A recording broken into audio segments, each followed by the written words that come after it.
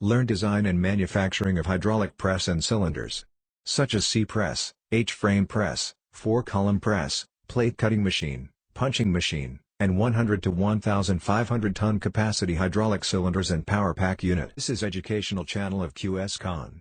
आज के वीडियो में एक्चुअली आपको हाइड्रोलिक प्रेस के डिज़ाइन के बारे में बताना था, मगर डिज़ाइन शुरू होने से पहले मैं चाहता हूँ आपको एक इम्पॉर्टेंट टॉपिक्स के बारे में बता दूँ, और वो है एक्सीडेंट्स बाय हाइड्रोलिक प्रेसेस। जो दूसरे कन्वेंशनल मशीन से, जैसे कि लेथ मशीन है, मिलिंग मशीन है और ड्रिल मशीन है, ये सब मशीन है, इसमें एक्सीडेंट्स के चांस होते हैं मगर बहुत सीवियर नहीं होते। और जो हाइड्रोलिक प्रेस है ये एक्सप्लोजिव जैसा है। इसके अंदर प्रेशराइज्ड ऑयल होता है और कभी एयर भी उसमें शामिल हो जाए, और कभी उसमें तो अगर कभी ये क्रैक हो या फटता है या कभी कुछ समथिंग वेंट गोज़ रॉन्ग ना, तो उसमें जान भी जाती है और बहुत ज़्यादा नुकसान होता है। तो मेरे साथ में जो कुछ एक्सीडेंट्स हुए हैं और जो मैंने फिज़िकली पर्सनली किसी को देखे हैं, मैं आपके साथ में शेयर करूं, आपको बताऊं उसके बारे में। तो आप भी जब भी डिज़ाइन करने में या हाइड्रोलिक मशीन्स को ऑपरेट करने में एक्सट्रीम प्रिकॉशंस लेंगे। तो हमारा मकसद है प्रॉस्पेरिटी। मैं जो वीडियोस बना रहा हूं कि सब इसको सीखें, अच्छा बिजनेस करें, अच्छी मशीन बनाएं। और एक्सीडेंट से ये उसका निगेटिव माइनस है। हम कभी भी नहीं चाहते कि किसी का थोड़ा सा भी एक्सीडेंट हो, किसी का थोड़ा सा नुकसान हो। तो डिज़ाइन के पहले मैं थोड़ा सा आपको एक्सीडेंट्स के बारे में बता दूं कि थोड़े से निग्लिजेंस से या थोड़ा इग्नोरेंस से कैसे नुकसान हो चुके हैं पहले, और जो फ्यूचर में नहीं होना चाहिए, हमको सबक लेके उसको अवॉइड करना चाहिए। 1987 में मैंने एक company just as a design engineer join किया था। वो हाइड्रोलिक प्रेस पहले से बनाते थे। तो हाइड्रोलिक जब प्रेस बनाते हैं तो उसमें पाइपिंग 2 या 3 तरीके से होती है। एक तो है कि स्टील पाइपिंग के एंड में फेरोल फिटिंग यूज़ करके उसको लॉक करते हैं, टाइट करते हैं। दूसरा उसका वेल्डेबल फिटिंग है। तीसरा होस पाइप है। तो जब मैंने कंपनी ज्वाइन किया तो वहाँ पर है ना एक्सट्रूजन प्रेस का प्रोडक्शन हो रहा था, शोल्डर वायर एक्सट्रूजन प्रेस का। और फेरोल फिटिंग के अंदर जो पाइपलाइन फेरोल फिटिंग के जरिए की जाती है, पाइप कनेक्शन फेरोल फिटिंग के जरिए किया, तो बहुत ईजी होता है कि पाइप बेंडर ने पाइप बेंड किया, एग्जैक्टली साइज से कट किया और उसको टाइट कर दिया, तो वो लीक प्रूफ हो जाता है। फेरोल फिटिंग का डिज़ाइन अप्रॉक्सीमेटली ऐसा होता है कि एक एडाप्टर है, ये एडाप्टर इस तरफ है, ये नट इस तरफ है, ये पाइप है। पाइप के ऊपर एक एल्यूमिनियम का स्लीव होता है, ये इस एल्यूमिनियम का जो स्लीव है। तो जब हम उसको नट को टाइट करते हैं तो एल्यूमिनियम का स्लीव जो है, जो टेपर पोर्शन के अंदर नट उसको फोर्स करता है और वो उधर स्पेस नहीं होता है, इसके लिए वो जो एल्यूमिनियम का स्लीव पाइप को ग्रिप करता है। तो हम फुल टाइट कर देंगे तो इतना मजबूती से वो एल्यूमिनियम का पाइप इसमें वेज हो जाता है, मतलब उसके अंदर इतना एक्सट्रूड हो जाता है कि वो पाइप को फर्मली होल्ड करता है। तो ये सेफ़ है और मीडियम प्रेशर पे इसमें कोई तकलीफ नहीं है। मगर उस टाइम पे ऐसा हुआ था कि वो मशीन जस्ट ट्रायल में थी, वो एक्सट्रूजन पे से ट्रायल ले रहे थे, और बाय निग्लिजेंस या इग्नोरेंस किसी ने एक फेरोल फिटिंग को, यहाँ की फेरोल फिटिंग को टाइट बराबर नहीं किया था। ये सिलेंडर का रिटर्न पोर्ट है, ये सिलेंडर का फॉरवर्ड पोर्ट है, ये हाइड्रोलिक सिलेंडर है, ये उसका मूविंग फ्रेम है, और ये प्लंजर है, ये उसका एक्सट्रूजन पार्ट है। तो जब ये यहाँ से प्रेस करता है तो यहाँ से एक्सट्रूड बाहर निकलता है। तो इसने प्रेस पूरा किया और जब ये स्टक हो गया इसके अंदर, एक्सट्रूजन में बहुत जल्दी कभी कभी प्लंजर स्टक हो जाते हैं। तो जब प्रेशर ले रहे तो उन्होंने प्रेशर इंक्रीज़ किया तो ये जो पाइप किसी ने ना टाइट फुल नहीं किया था, उसका ग्रिप फुल नहीं था, तो ये पाइप यहाँ से स्लिप हुआ। और जब भी प्रेशराइज पाइप स्लिप होता है तो वो स्ट्रेट होना चाहता है। जैसे हम प्रेशर गेज में देते हैं, प्रेशर गेज में जब प्रेशर देते हैं तो उसके अंदर जो बेंड पाइप होता है वो स्ट्रेट होता है, जिससे हमको नीडल उसका मूव होता है। वैसे जब भी कोई पाइप जो है जब प्रेशर देंगे तो स्ट्रेट होने का ट्राई करता है। तो जब यहाँ से स्लिप हुआ तो ये स्विंग किया, बहुत स्पीड में के साथ उसने स्विंग किया, और मैं यहाँ पर खड़ा था। तो अगर मैं 2 या 3 इंच अगर आगे होता ना, मेरे स्टमक से टच करके गया, अगर मैं थोड़ा सा आगे होता तो मेरा पूरा स्टमक फट जाता था। तो ये मेरी लाइफ का फर्स्ट एक्सीडेंट था, और ये बहुत आई वॉज शॉक्ड। तो फिर मैंने लाइफ में कभी ये फेरोल फिटिंग कभी यूज़ नहीं किया। मैंने हमेशा वेल्डेड फिटिंग यूज़ किया कि ह्यूमन एरर कभी पॉसिबल है। जैसा कि उस टाइम पर किसी ने इसको बाय मिस्टेक लूज फिट कर दिया था और मेरी जान जाते जाते बची थी, तो मेरा भी वर्कर कभी भी ऐसा बाय मिस्टेक लूज रख सकता है। तो मैंने वो सिस्टम ही बंद कर दिया। मैं कभी भी फेरोल फिटिंग यूज़ नहीं किया, मैंने हमेशा वेल्डेबल फिटिंग यूज़ किया।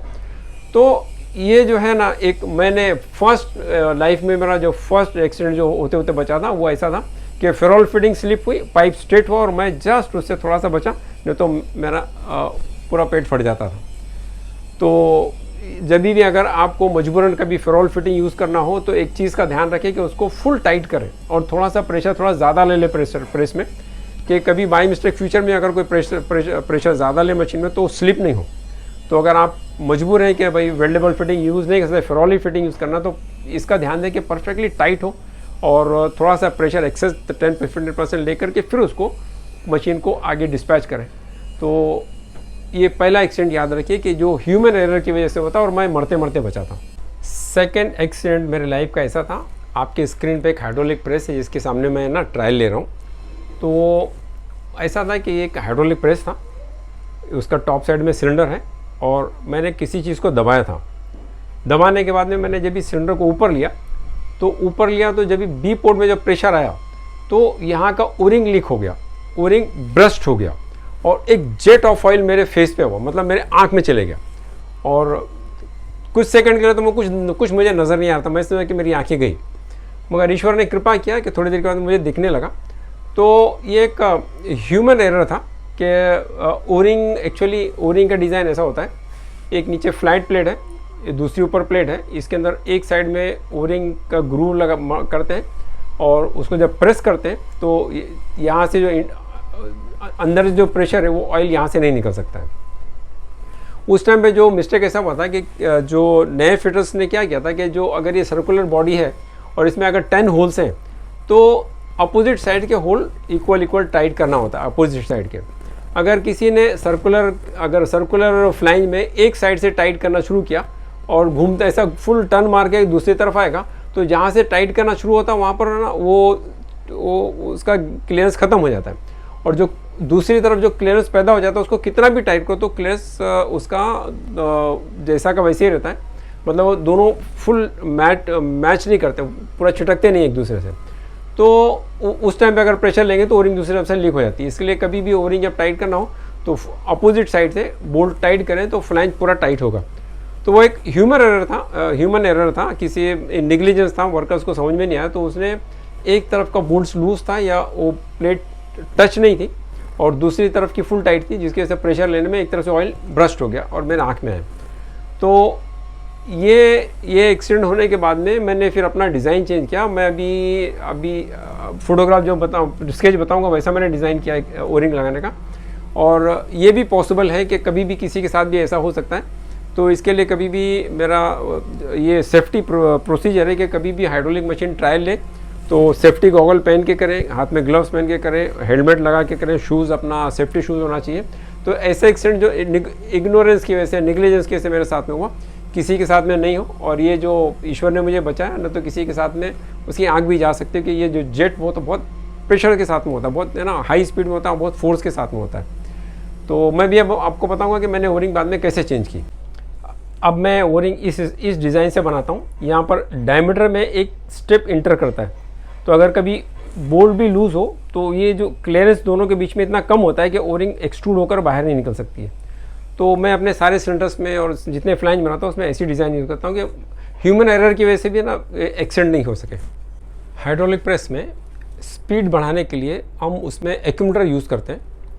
तो जब भी मशीन काम नहीं करती है तो पंप और मोटर का पंप प्रेशराइज्ड ऑयल एक्यूमुलेटर में स्टोर करता है और जब हम मशीन स्टार्ट करते हैं तो सारा स्टोर किया हुआ ऑयल मशीन सिलेंडर में आता है और स्पीड बहुत फास्ट सिलेंडर ऑपरेट करता है।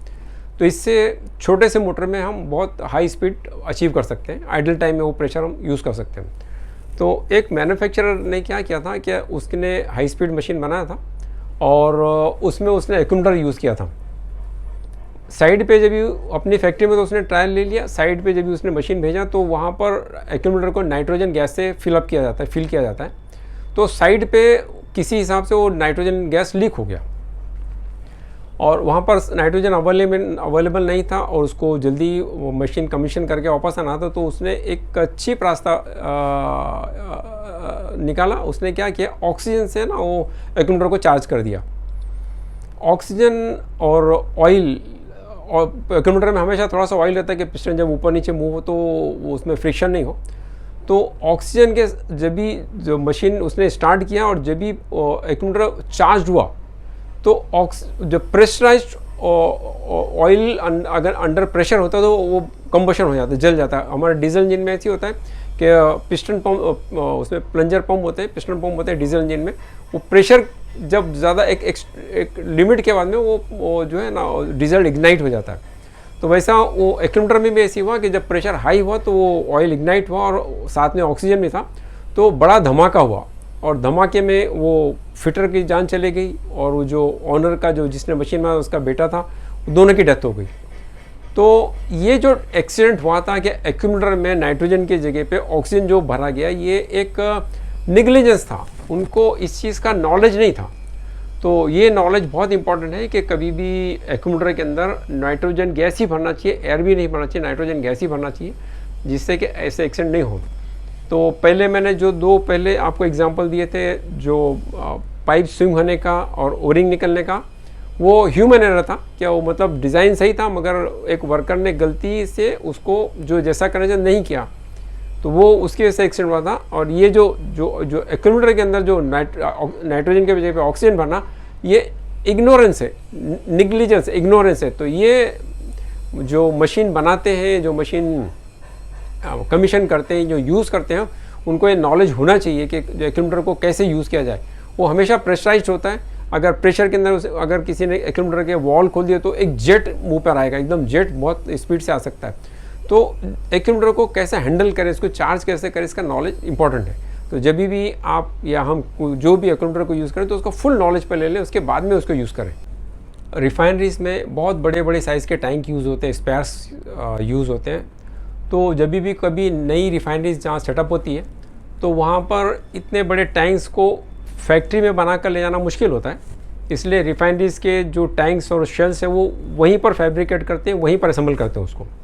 तो जो फैब्रिकेशन कंपनी, उनको अपना सारा प्लांट उनके रिफाइनरी में ले जाना, जहाँ साइड पे ले जाना पड़ता है। तो उसमें एक ख़ास जो होता है ना, वो बड़े बड़े हाइड्रोलिक प्रेसेस होते हैं 600 टन के, 1000 टन के, जो प्लेट्स को बेंड करते हैं, पैटर्न्स बनाते हैं, तो कर्वेचर देते हैं। तो ऐसी एक फैब्रिकेशन कंपनी थी और उन्हें एक ऑर्डर मिला था एक रिफाइनरी में बड़े टैंक बनाने का। तो उन्होंने अपना 600 टन का जो एक प्रेस था वो साइड पे शिफ्ट किया। तो जनरली रिफाइनरीज बहुत है ना, रूल बहुत सिटी से दूर होती है, थोड़ा आइसोलेटेड प्लेस पे होती है। तो ये रिफाइनरी थोड़ा शहर से दूर थी और वहाँ मैन पावर का बहुत प्रॉब्लम था। तो जो साइट पे जब मशीन पहुंची तो उसको कमीशन करने के लिए, इसको कमीशन जब किया गया तो जो फिटर्स थे, जो लोकल फिटर्स थे, उनको इतने बड़े प्रेस को कमीशन करने का इतना नॉलेज नहीं था। उन्होंने किसी तरह से एरेक्ट कर दिया, मशीन को खड़ा कर दिया, पावर पैक लगा दिया, पाइपिंग वगैरह कर दी। मगर ये जो 600 टन का प्रेस का जो बीच का डिस्टेंस है 6 मीटर है, उसकी हाइट 4 मीटर है, उसका वेट अप्रॉक्सीमेट 25 टन होता है। तो इतने बड़ी बड़ी पाइपिंग करने के लिए उनके पास कोई ज़्यादा सुविधा नहीं थी बड़े पाइप को जॉइंट मारने की। तो बाय मिस्टेक उनको इग्नोरेंस था, मतलब उनको बाय मिस्टेक नहीं, उनको इस चीज़ का नॉलेज नहीं था कि ये पाइप में प्रेशर बहुत ज़्यादा होता है। उन्होंने क्या किया था कि ये लॉन्ग पाइप के बीच में ना एक पानी का यूनियन लगाया था। अपने जो घर के अंदर डोमेस्टिक पाइपलाइन होती है तो दो पाइपलाइन को ज्वाइंट करने के लिए एक स्पेशल टाइप को यूनियन लगाते हैं, काट के उसको ज्वाइंट कर दो, टाइट कर दो तो लीक प्रूफ हो जाता है। तो उसमें दोनों तरफ थ्रेडिंग होता है, बीच में एक नट होता है जो टाइट करने से दोनों को टाइट कर देता है। तो वो डोमेस्टिक जो वाटर के यूनियंस होते हैं उसमें प्रेशर नहीं ले सकते, और ये इस पाइपलाइन के अंदर 6000 PSI तक प्रेशर आता है। तो उस टाइम पे किसी ने बाय मिस्टेक इग्नोरेंस की वजह से एक यूनियन इसमें यूज़ कर दिया था एक पाइप में। तो जब भी उन्होंने फर्स्ट ट्रायल लिया तो ये यूनियन से पाइप टूटा और एक वर्कर जो था वहीं पर नज़दीक में खड़ा था, उसके फेस पे वो पाइप लगा और बहुत ज़्यादा इंजरी हो गई, काफ़ी उसका ज़ख्म आ गए। और रिफाइनरी जो शहर से बहुत दूर थी, 25-30 किलोमीटर थी, तो इंजर्ड वर्कर्स को सिटी ले जाते इतनी ब्लीडिंग हुई कि उसकी डेथ हो गई। तो उन्होंने मुझे बुलाया था कि प्रेस में ऐसा क्यों हुआ, ये पाइपलाइन क्यों टूटा था, क्या रीज़न है इसका। तो फिर से एक बार कमीशन करके देने के लिए मुझे बुलाया था। तो मैंने देखा कि जो पाइप जो ज्वाइंट था जो टूटा था वो लो प्रेशर के यूनियन से ज्वाइंट दिया हुआ था। तो ये इग्नोरेंस की वजह से एक्सीडेंट हुआ। तो ये सेकंड एग्जांपल जो एक्सीडेंट का वो इग्नोरेंस की वजह से। तो जो पाइपलाइन, हाई प्रेशर पाइपलाइन को जब भी कनेक्शन देना है तो उसका एंड फिटिंग्स कैसी होना चाहिए, बीच में जॉइंट कैसे होना चाहिए, वो नॉलेज होना चाहिए। अगर नॉलेज नहीं हुआ तो जैसा वो एक जान गई, मैं कंपनी का नाम नहीं बताऊंगा, बहुत सारी कंपनियां हैं तो उनकी बदनामी होती है, इसके लिए मैं एग्जैक्टली नाम नहीं बताऊंगा। मगर ये मतलब ये एक्सीडेंट के बाद में मुझे बुलाया गया था कि भाई इसको आप फिर से कमीशन कर दो। तो ये पूरे एक्सीडेंट्स को मैं जानता हूँ। तो ये इग्नोरेंस की वजह से जो एक एक्सीडेंट हुआ था, एक एग्जांपल आपके सामने। तो कभी भी जब भी आप या कोई भी नई मशीन कमीशन करें तो होस पाइप का साइज़ क्या, होस पाइप का रेटेड प्रेशर क्या हो, वो याद रहना चाहिए। पाइपलाइन, स्टील के पाइप भी बहुत सारे ग्रेड्स के होते हैं, वो क्या ग्रेड का पाइप यूज़ करता है वो होना चाहिए। एंड फिटिंग्स परफेक्ट होना चाहिए और पाइप बीच में क्लैम्प होना चाहिए परफेक्टली, कि वो जो उनका जो प्रेशर में वो जो डिफ्लेक्ट होते हैं वो डिफ्लेक्शन उसका अरेस्ट होना चाहिए। तो ये सारी चीज़ें नॉलेज होने के बाद में मशीन को कमीशन करना चाहिए। तो जैसे वो एक बेचारे बंदे की जान गई वैसे किसी और की भी जा सकती है। एक इंजेक्शन मोल्डिंग बनाने की एक कंपनी है, मशहूर कंपनी है, वो इंजेक्शन मोल्डिंग बनाते हैं जिसमें बॉटल वगैरह मैन्युफैक्चर की जाती है। तो एक नई मशीन मैन्युफैक्चर हुई और मगर जो इंजीनियर है उसका ट्रायल ले रहा था, उसने देखा कि कुछ ऑयल ज़मीन पे फैला हुआ है या कुछ ऑयल टपक रहा है, मगर उसको नज़र नहीं आ रहा था कि ऑयल कहाँ से आ रहा है, किस जॉइंट से लीक हो रहा है। तो उसने क्या किया कि उसने अपना हाथ उसके ऊपर पाइपलाइन पे ना फिराना शुरू किया कि देखूँ ऑयल कहाँ से आता है। तो जब भी एग्जैक्टली जो लोकेशन पे वो पहुंचा ना जहाँ पर ऑयल का लीकेज था, तो ऑयल का प्रेशर इतना हाई था कि उसका स्किन को पंक्चर किया और ऑयल पूरा उसके उंगली में भर गया। तो ये एक ब्लड पॉइजनिंग जैसा उसको हो गया, तो उसको हॉस्पिटल में एडमिट करना पड़ा। तो ये एक मिस्टेक कभी भी नहीं करना चाहिए कि जेट को, जो ऑयल का जेट नज़र नहीं आता मगर इतना प्रेशराइज होता है ना कि वो स्किन को पियर्स करके बाहर निकल सकता है। तो वो इंजीनियर ने बाई मिस्टेक अपना सिर्फ हाथ फेरा था कहाँ पर लीकेज है ये चेक करने के लिए, और उसको उसके उंगली के अंदर वो पियर्स हो गया पूरा जेट और उसके अंदर उंगली के अंदर ऑयल भर गया। तो ये एक ध्यान रखना चाहिए कि इस चीज़ का नॉलेज होना चाहिए कि ऑयल का जो प्रेशराइज्ड ऑयल जो जेट निकलता है कहीं लीकेज वगैरह से बहुत हाई स्पीड में होता है और वो पियर्स कर सकता है स्किन को, या कहीं जो अगर बॉडी में भी अगर लगे तो पियर्स कर सकता है। तो ये गलती फिर से नहीं करना चाहिए। मशीन बनाया था जिसमें pilot operated check valve use किया था मैंने, ताकि वो सिलेंडर मटेरियल को प्रेस करने के बाद में थोड़ी देर तक उसको प्रेस करके रखे। उसका ऐसा रिक्वायरमेंट था कि काफ़ी देर तक मटेरियल प्रेस रहना चाहिए। तो उसमें पायलट ऑपरेटेड चेक लगा था जो सिलेंडर के अंदर को ऑयल को होल्ड रखता है काफ़ी देर तक। तो जब मशीन ओके हो गई और उसको डिसमेंटल करना शुरू किया तो मेरे एक वर्कर ने, वो मशीन प्रेशराइज थी और बंद कर दिया उसको, और बंद कंडीशन में उसके वॉल को ऑपरेट किया। मोटर ऑफ था तभी उसके वॉल को ऑपरेट किया कि अंदर का प्रेशर रिलीज़ हो जाए, और उसके बाद में उसने मशीन को खोलना स्टार्ट किया। तो जैसे ही मेन सिलेंडर जहाँ से प्रेशर होल्ड होता है जैसे ही उसने खोला तो वो होस पाइप स्विंग हुआ और उसके मुंह पे लगा। जैसे पहले मैंने एग्जांपल दिया था तो बहुत बड़ा एग्जांपल था, मगर ये छोटा सा एग्जांपल है, छोटा सा होस पाइप था, स्विंग हुआ और उसके टीथ में लगा, काफ़ी बड़ा जख्म आया। तो ये एक्सीडेंट इसलिए हुआ कि pilot operated check valve pressure hold करता है और मशीन को बंद कर दें, अगर बंद करने के बाद में मेरे ऑपरेटर ने वॉल को ऑपरेट किया था कि वो प्रेशर रिलीज़ कर दे, मगर पायलट ऑपरेटेड चेक वॉल से बंद वॉल में फॉरवर्ड रिवर्स ऑपरेट करने से उसका प्रेशर रिलीज़ नहीं होता है। मोटर को ऑन करके जब हम रिटर्न लेंगे, रिटर्न के अंदर पायलट में तो प्रेशर आएगा तब जाके उसका ना वो उसका प्रेशर रिलीज़ होगा। वो उसको नॉलेज नहीं था। नॉलेज नहीं होने की वजह से उसने मोटर विदाउट स्टार्टिंग मोटर उसने सिर्फ वॉल को ऑपरेट किया कि वॉल ऑपरेट करने से जब प्रेशर जब रिलीज हो जाएगा, रिलीज़ हो जाएगा, मगर वो पायलट ऑपरेट चेक वॉल के पायलट में प्रेशर नहीं आया तो उसने वो प्रेशर होल्ड करके ही रखा। और जैसे इसने होस पाइप खोला तो उसके मुंह पे जाके वो होस पाइप लगा। बड़ी इंजरी नहीं थी, छोटी सी इंजरी थी, मगर ये नॉलेज कि pilot operated check valve pressure hold करके रखता है और इसका प्रेशर रिड्यूस करना हो तो मोटर को ऑन करके रिटर्न स्ट्रोक लेते वक्त ही प्रेशर उसका रिलीज़ होगा। ये नॉलेज बहुत इंपॉर्टेंट है। वो उसने उस तरफ ध्यान नहीं दिया, उसने उसका इग्नोरेंस था जिसकी वजह से उसका एक्सीडेंट हुआ। तो जब भी मशीन ऑपरेट करें, जैसा प्रेशराइज जो प्रेशर होल्ड करने वाली मशीन ऑपरेट करें, इस चीज़ का ध्यान दें कि उसका पहले प्रेशर पूरा रिलीज़ हो जाए, उसके बाद में मशीन को डिसमेंटल करें। पिस्टन पंप में हमने स्टडी किया था कि 2 टाइप के पिस्टन पंप होते हैं, रेडियल पिस्टन पंप और एक्सियल पिस्टन पंप। ये रिसेंट डेवलपमेंट है। बहुत पहले ज़माने में जब हाइड्रोलिक जब स्टार्ट हुआ था उस टाइम पे प्लंजर पिस्टन पंप होते थे, प्लंजर टाइप के। आज भी जो वाटर के जो पिस्टन पंप होते हैं वो प्लंजर टाइप के होते हैं। तो मेरे एक फ्रेंड को, मेरे बचपन का दोस्त था, उसको एक भंगार में जूना एक स्क्रैप में एक है ना प्लंजर पिस्टन पंप मिल गया।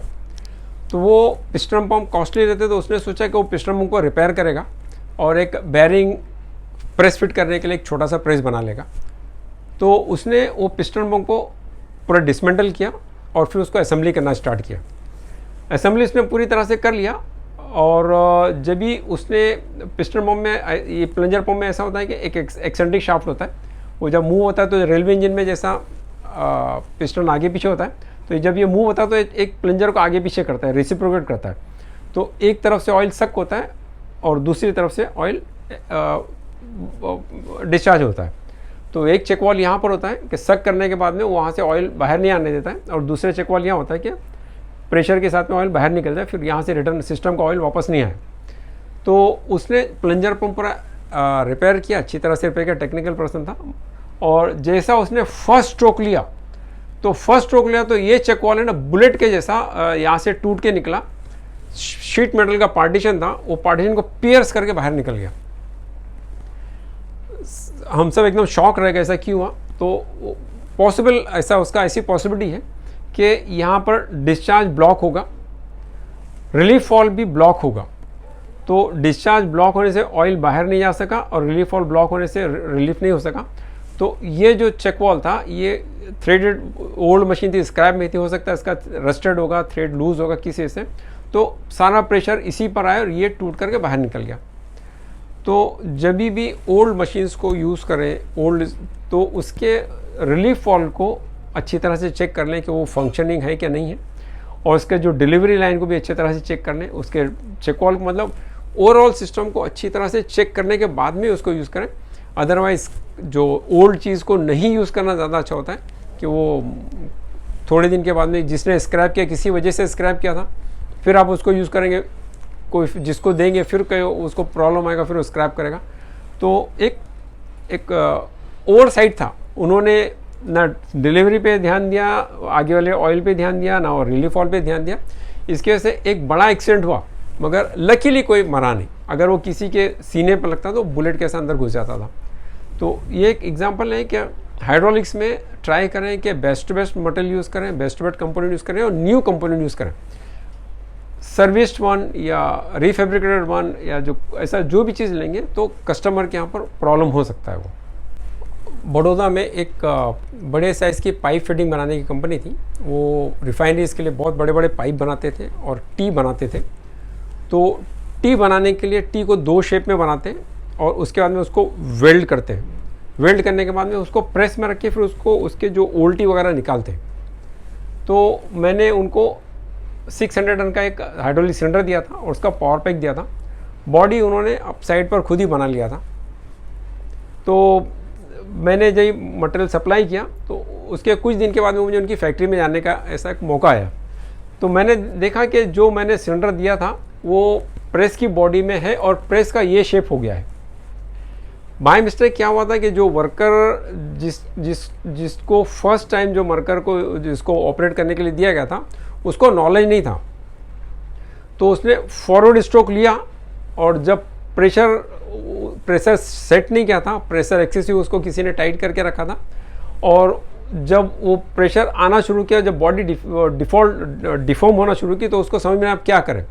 तो उसके हाथ पैर फूल गए, उसने कुछ किया नहीं। तो सिलेंडर फुल प्रेशर में पूरा स्ट्रोक ले लिया। तो इसके से पूरी ऊपर की बॉडी ऐसी बो जैसी हो गई और अंदर की कॉलम्स ऐसे अंदर हो गए और पूरी बॉडी स्क्रैप हो गई। टूटी नहीं मगर पूरी बॉडी पूरी डिफॉर्म हो गई।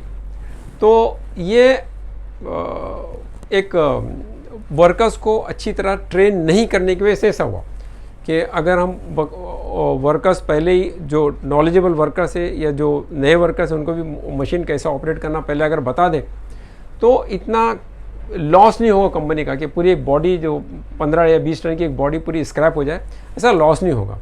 तो ऐसा भी होता है कि आप मशीन बनाते हैं, बेस्ट मशीन बनाते हैं, ट्रायल दे देते हैं, कस्टमर अपने इंजीनियर भेज के उसको ओके भी कर लेता है, डिलीवरी भी ले लेता है, मगर उनके प्लांट के अंदर किसी वजह से अगर वर्कर ट्रेन नहीं हो तो आपकी बेस्ट क्वालिटी की मशीन भी स्क्रैप हो जाती है, डैमेज हो जाती है, काम नहीं करती बराबर। तो हम खुद भी नॉलेज रखें हाइड्रोलिक सिलेंडर बनाने का, हाइड्रोलिक प्रेस बनाने का। जिसको मशीन दे उसको भी मैक्सिमम उसको नॉलेज देने का ट्राई करें कि उस मशीन को कैसा यूज़ करें, तो इस टाइप के एक्सीडेंट्स नहीं होंगे। आपके स्क्रीन पे एक कॉइनिंग मशीन का फोटोग्राफ है। ये कॉइनिंग मशीन सिल्वर और गोल्ड कॉइन्स बनाने के लिए यूज़ होती है, जो हम दिवाली में गिफ्ट वगैरह देते हैं। तो मुझे ऐसा ऑर्डर मिला था कॉइनिंग मशीन बनाने का, मैंने बनाया उसको। और जो मशीन परचेज़र है वो साथ में उसके सैंपल्स भी देता है कि जो हम उसको प्रेस करके हम उसको ओके रिज़ल्ट देते हैं कि भाई ये एल्यूमिनियम का पीस देते, जनरली सिल्वर गोल्ड नहीं देते, एल्यूमिनियम का पीस देते हैं और हम उसको प्रेस करके दे देते हैं कि भाई ये देखो आपका क्वालिटी परफेक्ट आ रहा है। जब वो मशीन लेने के लिए आते हैं तो गोल्ड या सिल्वर खुद ले आते हैं, उसको प्रेस करके चेक करते हैं, फिर लेके चले आते हैं। तो एक कस्टमर ऐसा हुआ था कि उसने मशीन बन गई थी मगर उसके पास सैंपल नहीं थे, ना एल्यूमिनियम था और गोल्ड और सिल्वर तो भेज नहीं सकता वो। तो उसने कहा कि आप अपने हिसाब से ट्रायल ले लो। क्या होता है कि जब भी वो लोग एक 10 ग्राम का या 5 ग्राम का या जो भी कॉइन बनाना होता है एग्जैक्टली उसके उस वेट का वो लोग पहले से ब्लैंक रखते हैं। और डाई की कैविटी भी में भी एग्जैक्टली उतना ही स्पेस होता है कि वो फुल प्रेस होने के बाद में उसके सारे फीचर्स उसमें आ जाए, मगर ज़्यादा एक्सेस मटेरियल नहीं होता कि ऊपर ओवरफ्लो। वो मुझे आइडिया नहीं था कि उसमें ये जो डाई उन्होंने मुझे दी इसमें कितनी क्वांटिटी का उसके अंदर मटेरियल डालना चाहिए। तो डाई का डिज़ाइन ऐसा होता है कि एक नीचे डाई होती है जिसके अंदर कुछ लिखा हुआ रहता है, ऊपर डाई होती है इसमें लिखा हुआ रहता है, और एक रिंग होती है जो नर्लिंग्स रहते हैं उसके साइड में, कि वो जो कॉइन के साइड में देखें तो लाइन होती है वो होता है। जब असेंबल करेंगे तो ऐसा होगा, अपना मटेरियल यहाँ पर होता है। तो उस टाइम पे मैंने क्या किया, एल्यूमिनियम नहीं था तो मैंने कॉपर लिया और बाय मिस्टेक मैंने बड़े ज़्यादा क्वांटिटी का कॉपर लिया, मतलब उसका थिकनेस बहुत ज़्यादा था। तो मैंने कॉपर को यहाँ रखा और इम्प्रेशन लेने के मैंने प्रेस किया, मगर मुझे ऐसा एहसास हो गया कि कॉपर बहुत मेलेबल है, वो जो है ना वो फैलेगा, डिफॉर्म होगा और साइड में प्रेशर देगा और ये रिंग टूट सकती है। तो मैंने अपने सारे वर्कर्स को दूर कर दिया और मैं भी इतना आड़ में खड़े रह के इलेक्ट्रिकली उसको ऑपरेट किया। और जैसा मेरा डाउट था वैसे ही हुआ। जैसे मैंने प्रेशर लिया, इसका जो कॉपर जो बहुत सॉफ्ट था उसमें वो डिफॉर्म हो गया और इस रिंग पे इतना लोड है कि ये ब्लास्ट हो गई, पूरे कारखाने में उसके टुकड़े उड़े। मगर मैंने सबको पहले ही दूर कर दिया था, इसके लिए कोई इंजरी नहीं हुई। तो ये एक्सीडेंट होते होते बचा, मगर जो पार्ट तो डैमेज हो गया, कॉस्टली बहुत 25,000 की डाई होती है वो डैमेज हो गई थी। तो ये ऐसा मेरी इग्नोरेंस की वजह से, मेरे फुलिशनेस की वजह से, कि जब तक ये फुल नॉलेज नहीं हो कि इसमें क्या मटेरियल पे ट्रायल लेना चाहिए और इसके क्या फीचर्स हैं, जब तक ये ट्रायल नहीं लेना चाहिए था। मैं ओवर कॉन्फिडेंस में या जल्दी में मैंने एक गलत डिसीजन लिया और उसकी वजह से डाई तो डैमेज हुई, मगर with the grace of God किसी को इंजरी नहीं हुई, मगर ऐसा इंजरी हो भी सकती थी। तो ये मिस्टेक जो मैंने किया है उससे सबक लेना चाहिए और कोई दूसरा ऐसी मिस्टेक नहीं करना चाहिए। तो ये एग्जांपल मैंने इसलिए दिया था कि आप अगर आपके साथ में भी ऐसा कुछ ट्रायल वगैरह लेना हो का अगर मौका आया तो एग्जैक्टली जो मटेरियल में ट्रायल लेना है वही मटेरियल यूज़ कीजिए और एक्सीडेंट होने वाला काम मत कीजिए।